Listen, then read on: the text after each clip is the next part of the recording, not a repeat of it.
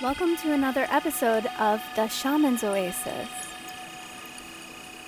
Once again, I'd like to open the episode by taking a moment of pranayama, deep breathing.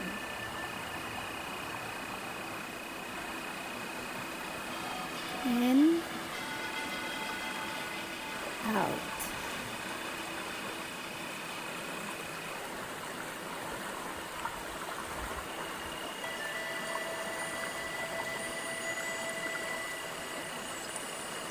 Keep breathing in and out.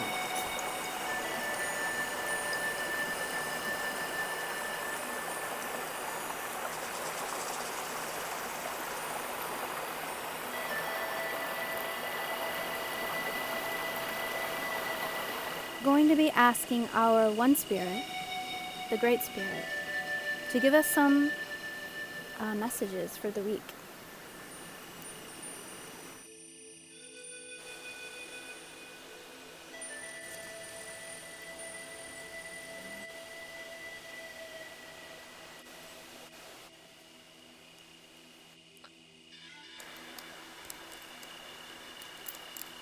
I'm going to start with the music. Don't need money. Don't take fame. Don't need no credit card to ride this train. It's strong and it's sudden and it's cruel sometimes, but it might just save your life. That's the power of love. I love that song. Okay, good. This one, Denise Williams. My baby, he don't talk sweet. He ain't got much to say. But he loves me, loves me, loves me. I know that he loves me anyway. And maybe he don't dress fine, but I don't really mind. 'Cause every time he pulls me near, I just want to cheer. Let's hear it for the boy. Let's give the boy a hand. All right, and then finally, by Lifehouse, I don't need your approval to find my worth. I'm trapped inside my own mind, afraid to open my eyes because of what I'd find, and I don't want to live like this anymore. There goes my pain, there goes my chains. Did you see them falling? Because this feeling that has no meaning. There goes the world off of my shoulders. There goes the world off of my back. There it goes. All right, so these were our music cards. This was our one love card. It says, that is an expression which I particularly dislike. I abhor every commonplace phrase by which wit is intended, and setting one's cap at a man or making a conquest are the most odious of all. Their tendency is gross and illiberal, and if their construction was ever clever, time has long ago destroyed all its ingenuity. You will make conquests enough, I dare say, one way or another. Okay, so this is Marianne and Sir John in Sense and Sensibility by Jane Austen. As far as our spiritual cards, we have from the Tanakh, your ears will hear a voice from behind you saying, this is the way, go on it, whether you go right or whether you will go left. Then another from the Torah, the fifth commandment, you shall not murder. Interesting. Then this one got tons, but it's just kind of the lay of the rock, but still. It's from the Lotus Sutra. All those sentient beings who encountered and heard the teaching of the Buddhas of the past and who accumulated various merits through acts of giving, integrity, perseverance, diligence, meditation, and wisdom, the six perfections. Interesting. Okay. Then for our intelligence cards, we have from Persuasion, Jane Austen. Anne wondered whether it ever occurred to him now to question the justness of his previous opinion as to the universal felicity and advantage of firmness of character, and whether it might not strike him that, like all other qualities of the mind, it should have its proportions and limits. It could scarcely escape him to feel that a persuadable temper might sometimes be as much in favor of happiness as a very resolute one. And then finally, from Sherlock Holmes, the violent and causeless excitement followed by this brutality of speech, so far removed from his usual suavity, showed me how deep was the disorganization of his mind. Of all ruins, that of a noble mind is the most deplorable. From Sherlock Holmes. Interesting. Okay. So I see a lot of good, like really amazing messages here. And then I see some warnings as well that we really got to pay attention to this week. So with the tarot are your spiritual messages. So first we've got the Two of Wands, the Ten of Cups, Three of Cups, Four of Cups. And if you notice the chakras, the third eye got the most representation here. And I see that. The third eye is going to be amazingly powerful this week. So, message from Spirit says, your goal this week is to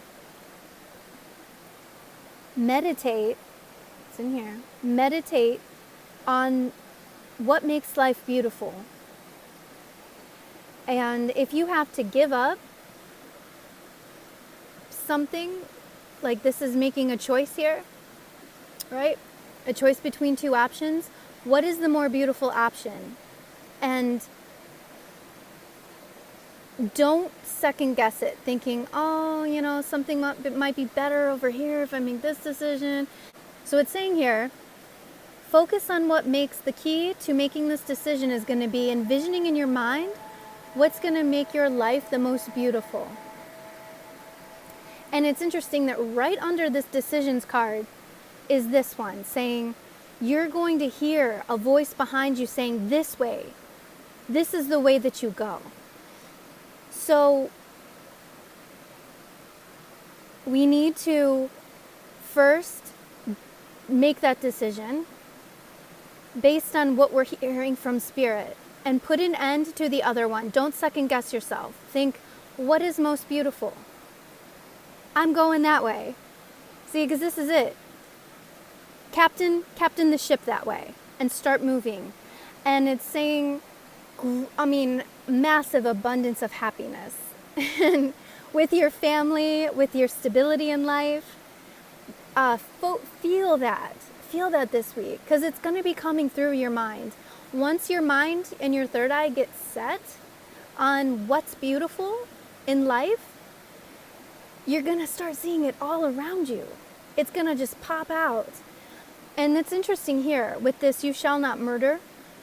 Obviously, we don't want to kill anyone this week. That will get you in serious trouble. We're not going to do that. But I think the Spirit here is more like, don't murder your own life of happiness. Don't kill the joy in life by focusing on what you've left behind, because that's here. This, oh man, what did I leave behind to pursue this? See, we've got a divine gift coming in. And we cannot murder the happiness that we're going to be building, right? That we're going to be envisioning. That's going to be coming through our crown chakra and our third eye by second guessing what we're leaving behind. So this week, don't look back. Start moving forward and do not look back. And if you have any invites to go to a party, to go to a celebration of any kind, wedding, graduation, baby shower, happy times, you're going to have a great time. You're going to be in such a high vibe. It's going to be amazing fun. And cheer. This is bringing cheer, which I love so much because it's like this song. You know, let's hear it for the boy. Let's hear it for these people that are celebrating these great, fun, happy times right now. Whether they're getting married or graduating, having babies. Let's say, hooray for them. Give them a hand because that's a happy moment in life. And this is about, your gifts to them and the gifts that are coming in. It might not be fame or money for you or credit cards, but it's this power of love that's going to come through and it's going to save your life. You want to ride that. And here, this was interesting. This feeling of, I need approval.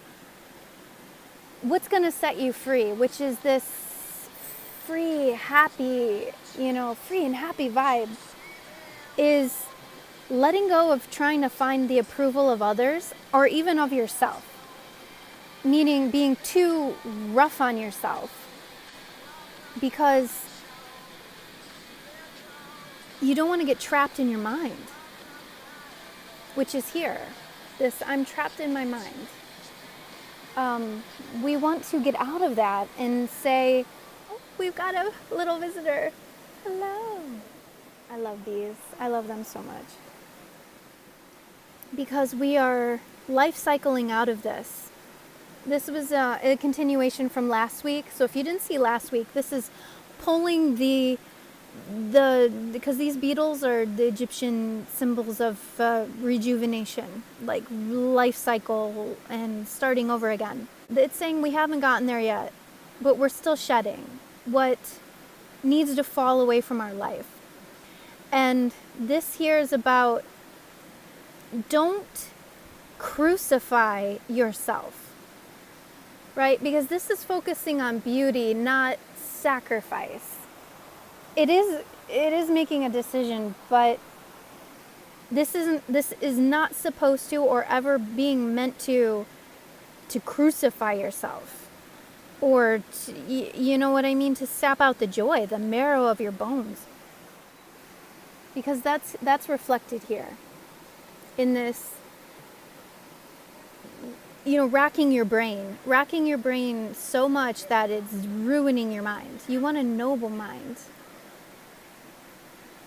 You might hear this week, there's this, I don't want to have tea with people. I don't want to talk to people. I don't want to see things clearly. And I'm having trouble shedding. So it could be as a process from last week when we were deciding to give up something. It may have been much, much harder for some of us than others to let go of something you're chained to in your spirit. You're having trouble shedding it. You're having trouble seeing what it is, and that's what's letting go. And that's why the transformation is backwards. And possibly this stuck energy as well, that we're having trouble making the decision to firmly let go of something. But I think that, and that's also in this, there is something to be gained from being able to be flexible and not always being firm of character, meaning once I make a decision, I'm always stuck in it. But this is using it properly, letting the angelic mind, the noble mind, come through to help you make these decisions. Because if it's coming from an inverted or reversed root chakra that wants to be selfish, saying, well, this course of life is what I'm set on, but obviously nobody would choose that. Consciously, you would hope not. But people do it very subconsciously as well. They make these decisions and they say, well, I'm going to be resolute. I'm going to stick to it. But use this persuadable to really ponder over what's destroying your life and is toxic, and versus what is really beautiful that may be harder to obtain. It may take more time to move, to get out of it. It may take money. It may take planning.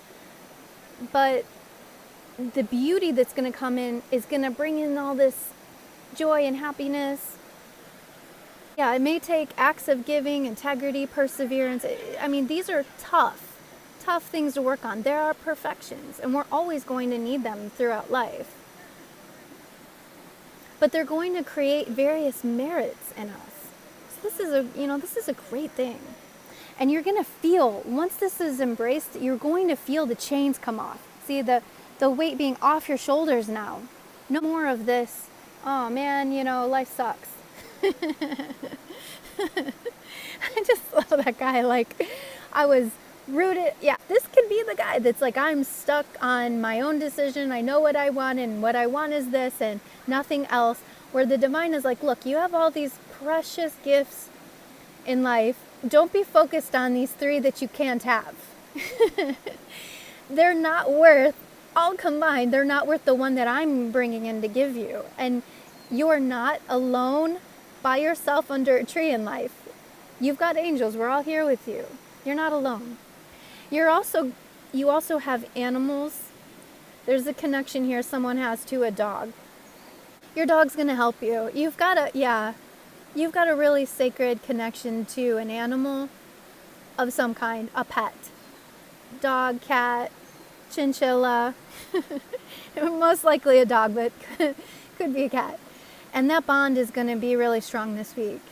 You're going to see that in your family happiness. It's going to come out that, in this community spirit of having wine, celebrating. But be careful. It's saying there's a snake energy here. So there may be somebody who's maybe all about their own happiness. As you go to these parties, you may see some people like that will be selfish, or they might be saying these nonsensical things to you, or be making expressions which you don't like, but don't worry about them, right? You don't need their approval.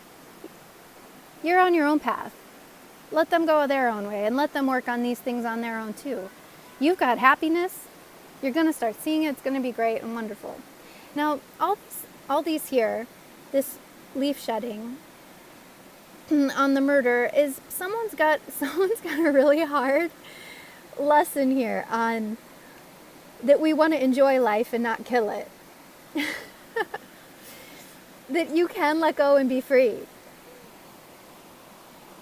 At the same time, you're doing your part. You're being diligent, full of integrity, but you got to be whimsical. Let yourself flip this. Let yourself be a fairy. Get your wings out and be a fairy. Yeah. Don't be like, oh, I can't party. I'm not a fun person. Let that go. You are a fun person. This is inside you. And it's the joy of your heart. This root chakra, happy, happy. Let yourself be a flitting little ray of life that brings life to all the plants and animals all around you. Just like this pet probably comes and brings happiness whenever you're around. This is interesting. Don't be trying to escape these acts that we're going to try to work on this week.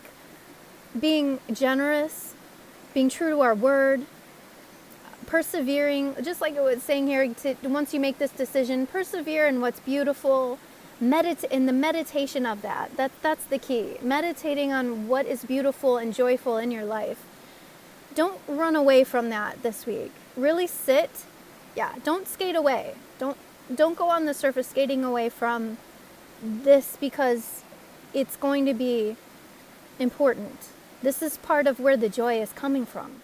Meditating on a little bit on why you may not be able to talk about feelings of not being glamorous enough and troubles in your childhood. Maybe somebody left a bad taste in your mouth about these things that made religious life too harsh. Life was all, maybe, because we've got two of the Torah here. And the Jewish faith is very much about rules and regulations, all these laws and commandments.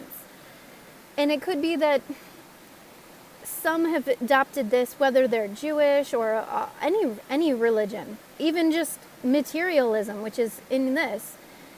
You have a whole life that's based on things you have to do, rules you have to follow.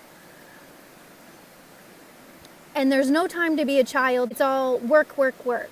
You want to drop that. Meditate, but meditate on, is that bringing you toxicity in your life or beauty?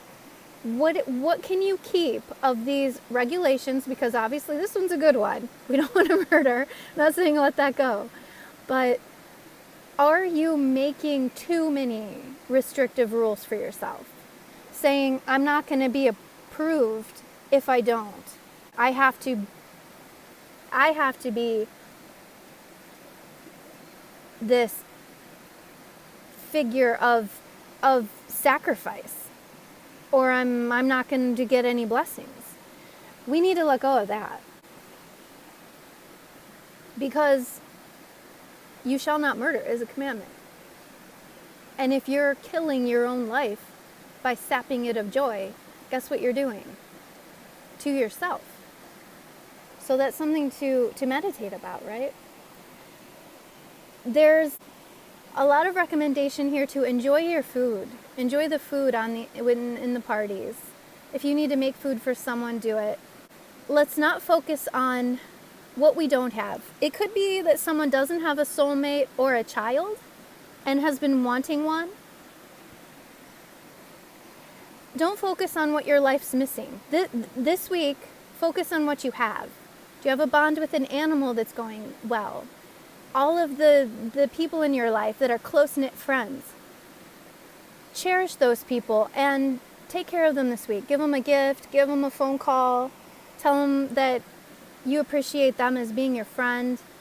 Take them out for a party of some kind. It's not about getting approval from them though. Keep that in mind. It's not about trying to be popular. This is about cheering for the people that deserve it. Because you're joyful. Because you're joyful. That's the energy for this week.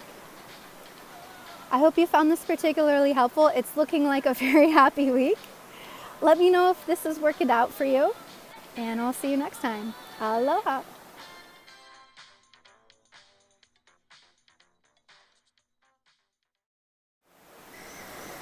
Thank you so much for staying to hear the spiritual teacher cards. They can also apply to anyone leading a group, a parent, as well as other shamans. We got some charms on them this week. So I'm going to use those as I explain what they are.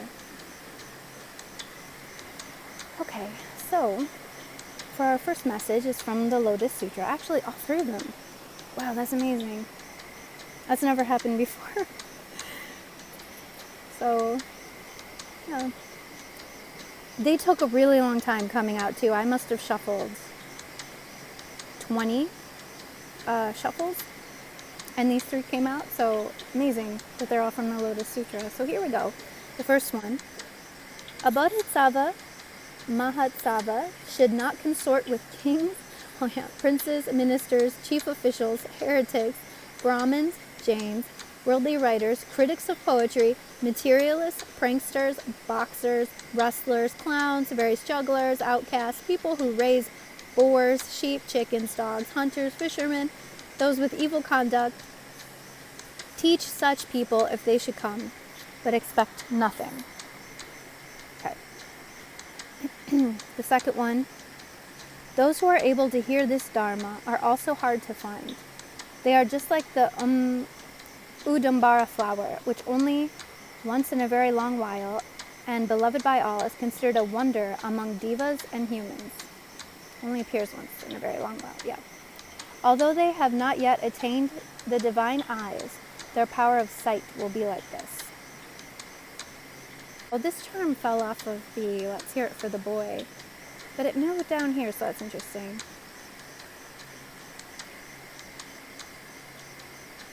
Yeah, very interesting. What you see from the actual messages are that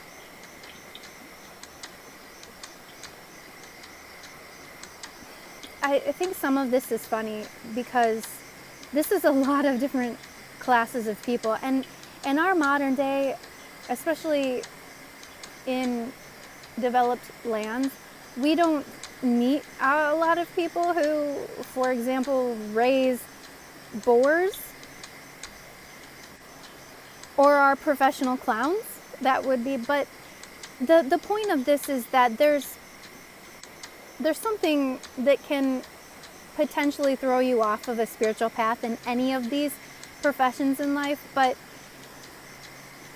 if you meditate about this, what the ultimate message of it is that sometimes people are not going to appreciate what you have to say. There are some people whose life course, and this is not to prejudice anyone who nobly works their profession. This is not about that. This is more a spiritual lesson. That there are people that pursue a way of life, whether it's listed here or not, that it's not dedicated to true spirituality. It's not dedicated to pure wisdom. Being smart enough to use a hat so the sun's not in your eyes. That's just a metaphor for people that la all through life, and they don't think about consequences. They don't think about, what could go wrong, what to prepare for in case of emergencies. They don't think about the ultimate end of all things. And what this message is as a parent is try to teach. Try to teach. Ultimately, your children are going to choose their own course of life. And you as a parent have a responsibility to try to guide them towards what's truly wisdom. But they're going to pick, and all people out there are going to pick exactly what they feel like doing. And if you see that their heart or mind is not in the right frame to take in a deep spiritual lesson, it may not be good to share it. Or at least not fully. To be gentlemanlike, treat them with respect, but not fully explain the whole thing because they're showing you that they're not capable of understanding it. It would be like going up to a baby, saying to this baby, you've got to understand that all of the 10 commandments, or you could go to hell, or something like that. The baby is just going to blow bubbles at your face. And they might start crying if your tone is so full of anxiety. The baby's going to sense the anxiety and start crying. And then you have to soothe them. They're completely not able to understand anything that you're saying that is important. At this point in their life, they blow bubbles and they get fed and they sleep. And some people go through their whole lives like that. I just want to blow bubbles and eat when I want and sleep when I want. And our Father, our divine parents, do not force people out of that if that's what they choose. They're going to reap their own karma for that life path. You might have this great message, right? You may be able to say, your life would be so much better if you did things the way I'm telling you to. But that's not what Spirit says to teachers. Be open to teaching them if ever they should come. Eventually, if you teach a child to grow up in a certain way, they will start inclining. And certain people reach milestones in their life where they start asking questions. And at those times, the people will come to you and they'll say, can you explain to me this and that? Because I'm just starting to realize that I need to think about it. And that's the time to try. But even then, expect nothing. They will do what they will do with the information. And don't beat yourself up. If you had to choose intimate friends, really close associates, you want to choose people that understand poetry, the ideas of poetry, that aren't heretics, they don't curse gods, and they're not absorbed with ministering to other people and ruling countries and things like that, that have their whole minds on materialistic and earthly pursuits. Try to pick people that understand these higher vibrations. So the second one, to remember that by dedicating yourself to something higher, you're going to become something very rare that appears on the earth only once in a long while. It takes sacrifice, it takes dedication to this, but people who are able to teach are hard to find. And it's like when you blossom up and you have something to teach, people will come to you because they'll see that you're rare and special. And you don't have to go chasing people down. And this one,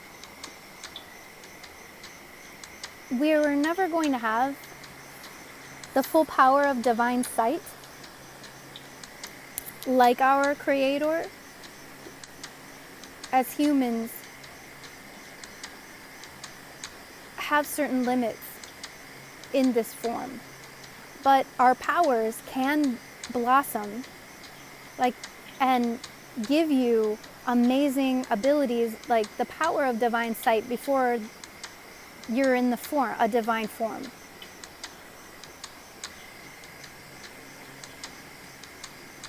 And I see that here with it's really love that's blossoming up. But I see this parrot, don't be an imitation of some other spiritual teacher. Understand that you are loved. You are a wonder, even among angels, to be a human who is spiritually inclined. It's something they celebrate in the spirit realm. And love. You have a lot of guides that are helping us all to have divine sight and to be able to teach people. So don't try to imitate another person on earth, even if you think that they're wonderfully wise and brilliant. Let's say, you're even talking about Jesus himself, who is considered one of the ultimate spiritual teachers. And it is good to try to imitate the lessons that he laid out here on earth, but none of us are him. Like me, I don't live in Jerusalem. I'm not Jewish in practice. I think I have ancestry, that is, but I'm not in practice. So I could not be exactly like Jesus. I'm not even a man, right?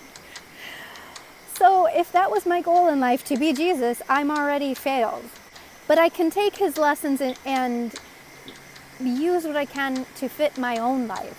And I can meditate on what he left in the world and grow and expand on it in any way I can.